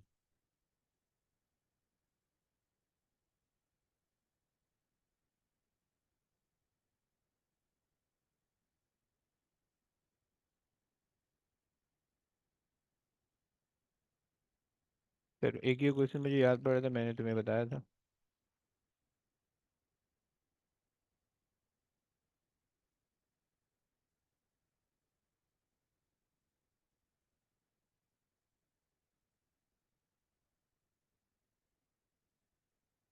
आ जाओ।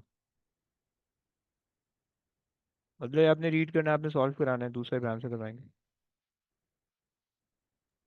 An alpha particle is traveling in a vacuum towards the center of a gold nucleus as illustrated.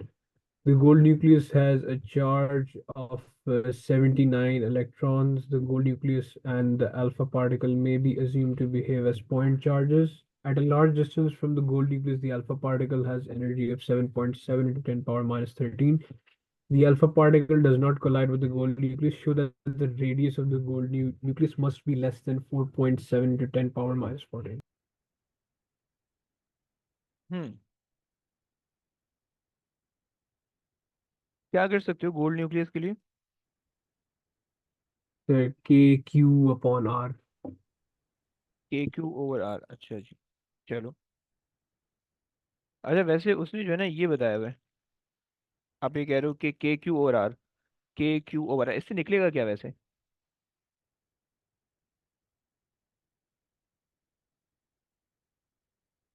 Yes, इससे क्या निकलेगा आपके पास, अगला क्या निकलेगा इससे?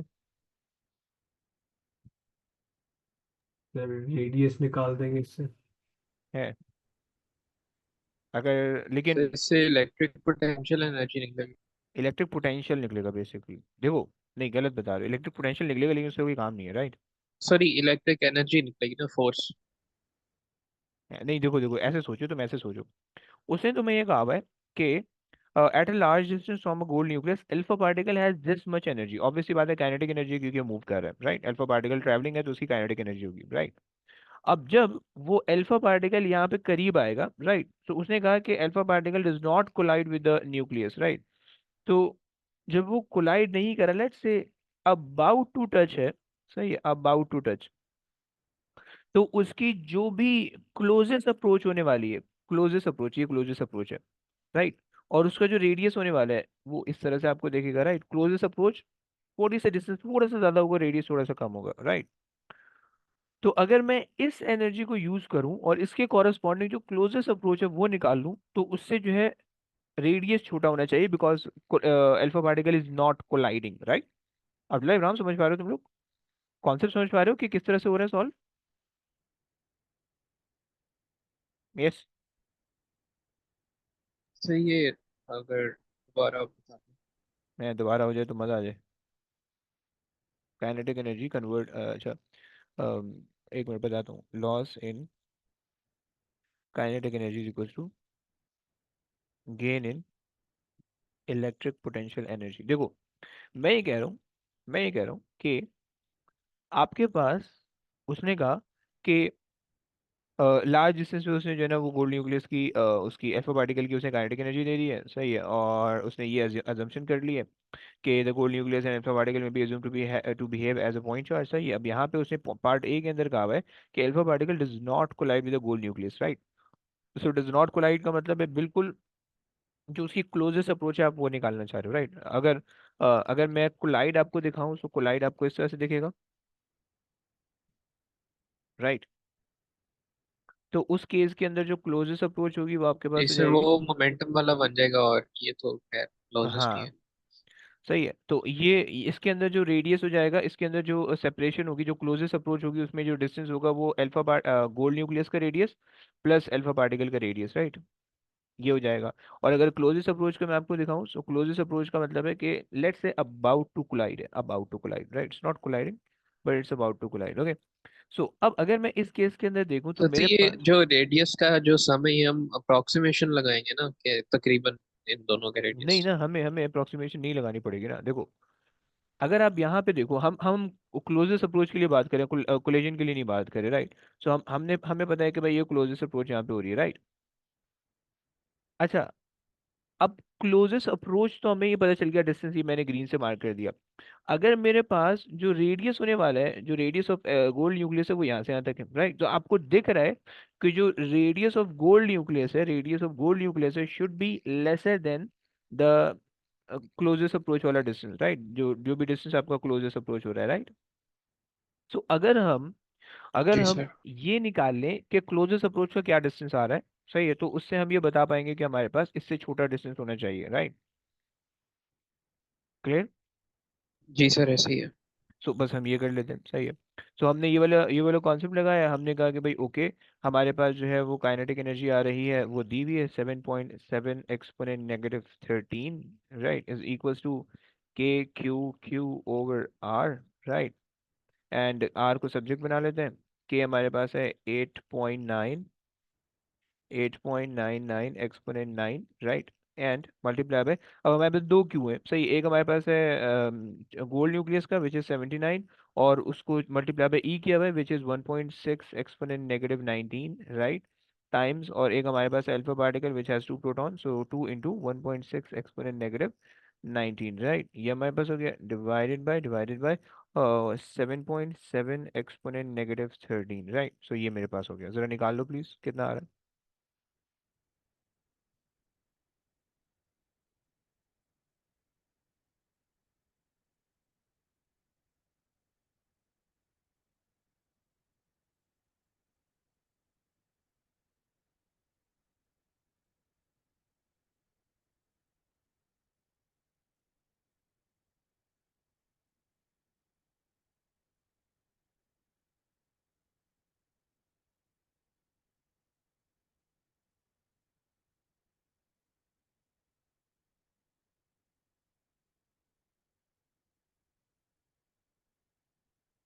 4.722 times 10 to the power of minus 14.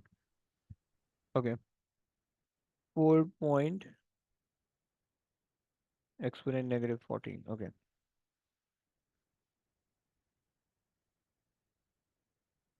अच्छा, सो अब यहाँ पे आप देख पा रहे हो कि आपके पास ये जो डिस्टेंस है ये क्लोजेस्ट अप्रोच का आ रहा है, राइट। तो अब यहाँ पे आप मेंशन कर दोगे कि भाई this is the closest approach, तो this is the closest approach,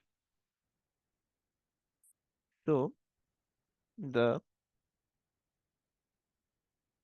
radius of gold nucleus, gold nucleus should be lesser than that, right? Should be lesser than that,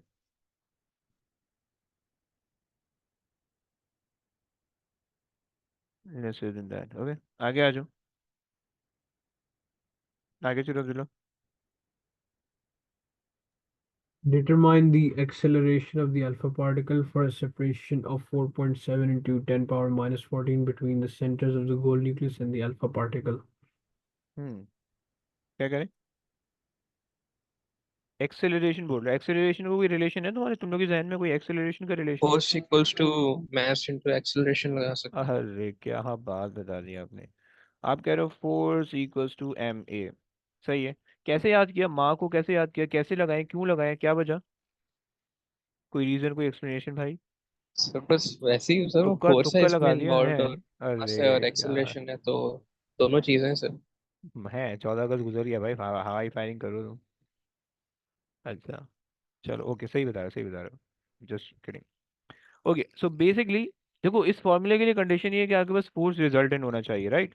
ये कंडीशन आपको पता होनी चाहिए कि फोर्स रिजल्टेंट फोर्स होनी चाहिए।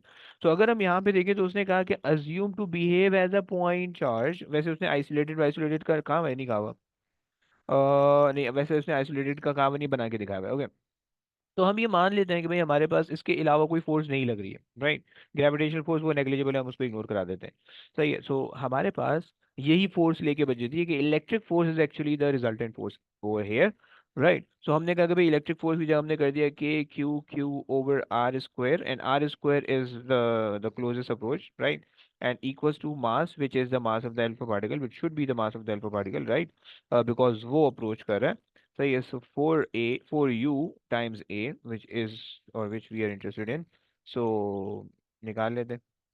तो क्या हमारे पास आ रहा है 8.9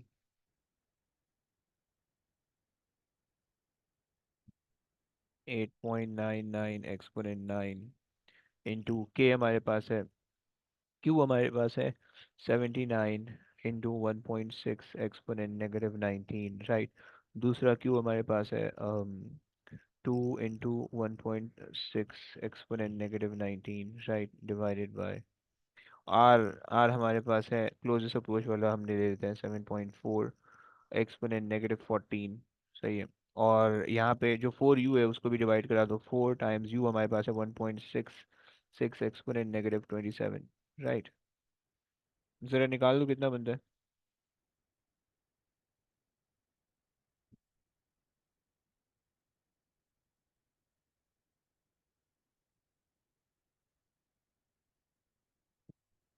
अल्लाह।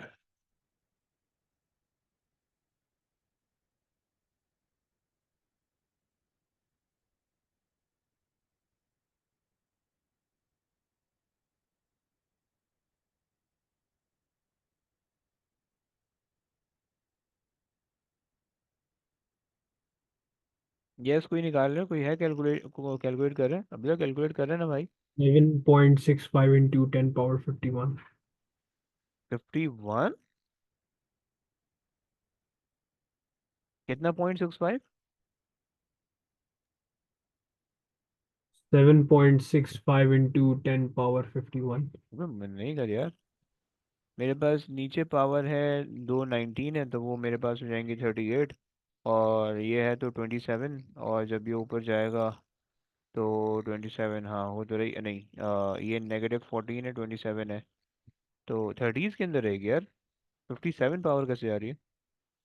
-14 -27 नीचे आ रहा है, सो -31 Into 41 10 power 13. 13। ओके, एक मिनट आंसर चेक करते हैं। आंसर में दे रहा है acceleration as 2.5 exponent 27, 2.5 exponent 27, let me calculate as well।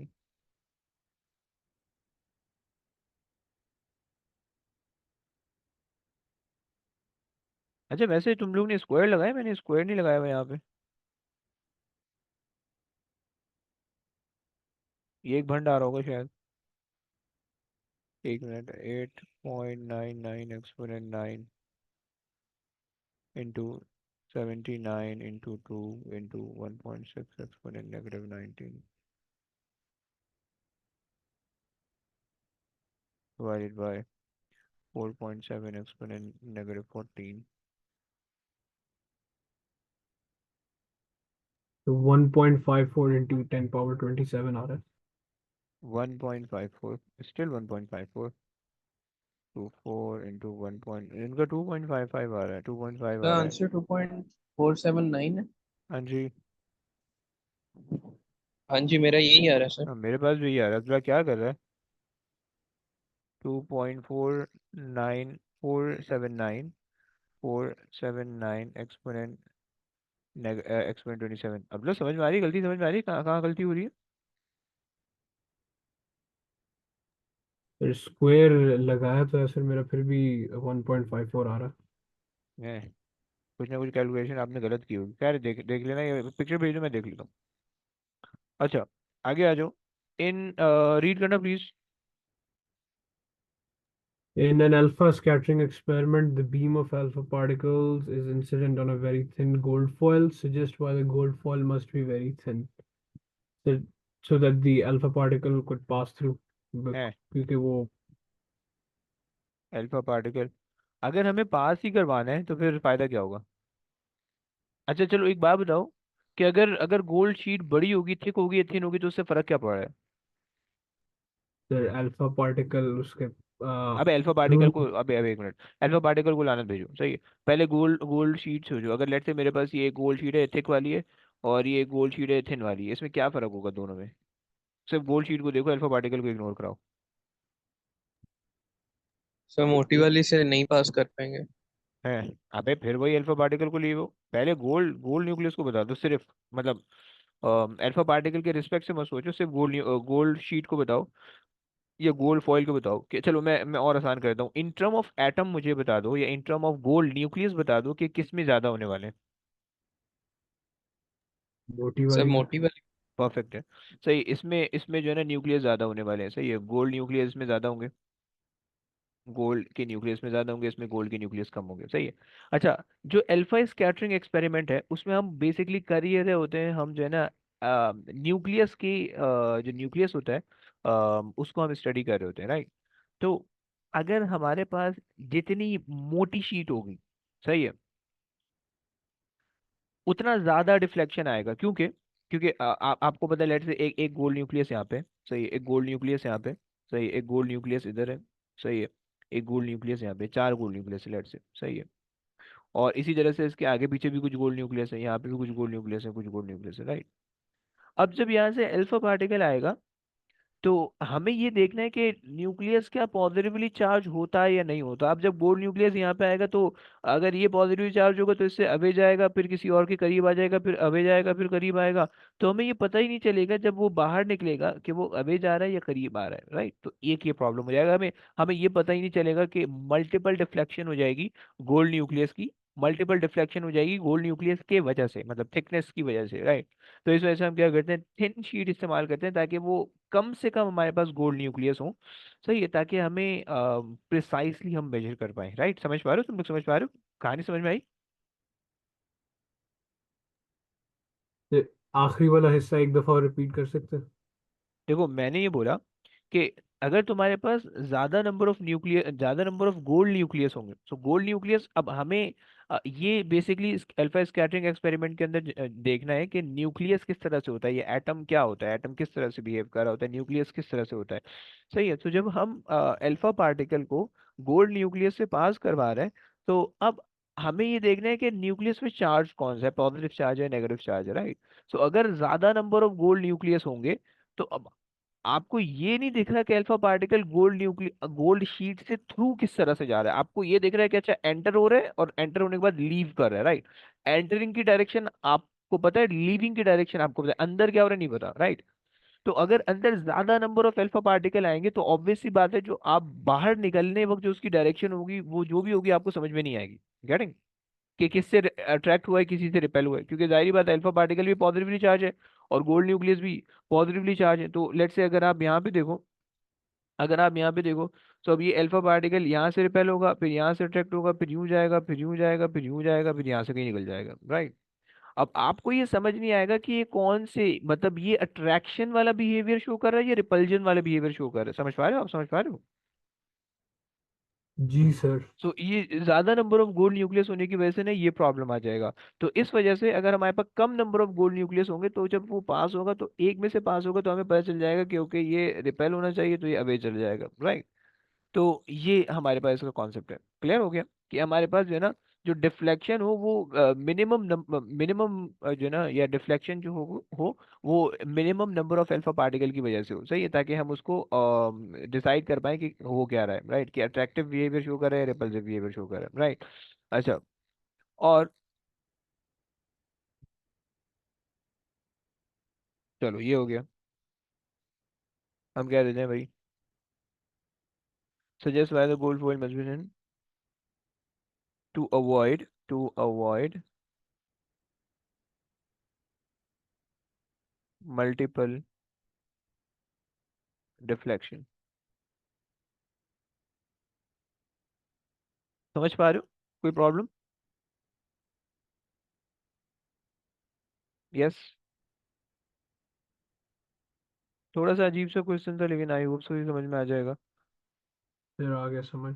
अच्छा जी, मुझे बताओ कि आगे चलें या बस करें, एक क्वेश्चन कर लें और ये बस कर दे, सर बस कर देते हैं। है सर बाकी बाद में करते हैं। है चलो, ओके ओके, डोंट वरी। सो हमारी एक क्लास वैसे रह गई थी, शायद शायद अगर मुमकिन हो मेरे लिए, और मैं तुम लोग से पूछ लूंगा, अगर कल तुम लोग अवेलेबल हो गए, तो शायद मैं वो एक क्लास कर लूंगा, ताकि इलेक्ट्रिक फील्ड पूरी तरीके से कंप्लीट हो जाए। ऑल दो कंप्लीट हो गया, एक दो क्वेश्चन मुझे और कराने हैं, और एक छोटी सी electric field, uniform electric field का जो पोर्शन है, जो एएस वाला था, B2 के अंदर आ गया, वो मुझे थोड़ा सा कराना है, उसके बाद ये चीज़ निपट जाएगी, राइट।